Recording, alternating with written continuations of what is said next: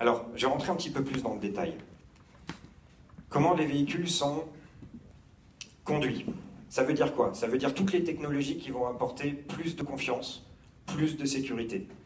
Vous l'avez compris, on parle des premiers pas vers la conduite autonome. Je vais vous donner 2-3 exemples de la nouvelle Leaf. La nouvelle Leaf est équipée de la technologie Nissan ProPilot, donc, qui permet d'assister le conducteur, notamment sur voie rapide et dans les bouchons. Cette technologie représente aujourd'hui, équipe, plus d'une voiture sur 2 que nous avons livrée. Donc elle est extrêmement plébiscitée par les clients. Donc c'est un exemple de technologie. Il y en a d'autres, il y a la technologie e-pédale, je ne vais pas rentrer dessus, mais c'est une technologie qui permet de conduire avec une seule pédale, donc on ne se sert quasiment plus de la pédale de frein, elle existe toujours, mais on freine simplement en retirant le pied de l'accélérateur. Cette série sur la Nissan Leaf, c'est la technologie la plus plébiscitée pour nos clients. Et on a aussi le ProPilot Park. Alors vous avez compris que ProPilot appelait vers des notions de premier pas vers la conduite autonome. Le ProPilot Park, c'est on appuie sur un bouton, on choisit l'endroit où la voiture se gare sur l'écran, elle le gère toute seule.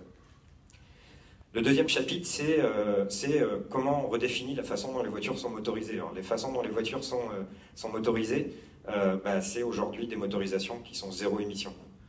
Mais ça, c'est pour délivrer plus de plaisir et plus de performance. Aujourd'hui, la nouvelle Nissan Leaf, c'est une voiture qui fait 150 chevaux, qui accélère de 0 à 100 km/h en 7 secondes 9, sans pot d'échappement. Et donc, on est dans un vrai schéma de plaisir de conduite responsable. Et enfin, le dernier chapitre, et l'un des plus importants également, c'est l'écosystème et l'intégration. Alors bien sûr, la voiture, elle est connectée. Elle a des services connectés, vous pouvez lancer la charge à distance, vous pouvez lancer la clim, vous pouvez faire beaucoup de choses avec. Mais la voiture, elle est également connectée dans son écosystème, et c'est quelque chose que je voulais vous présenter un petit peu plus en détail aujourd'hui.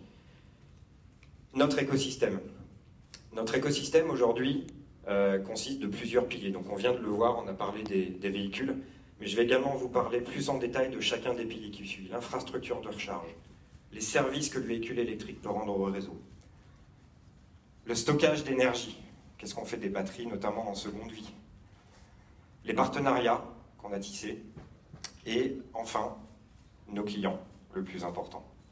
Alors,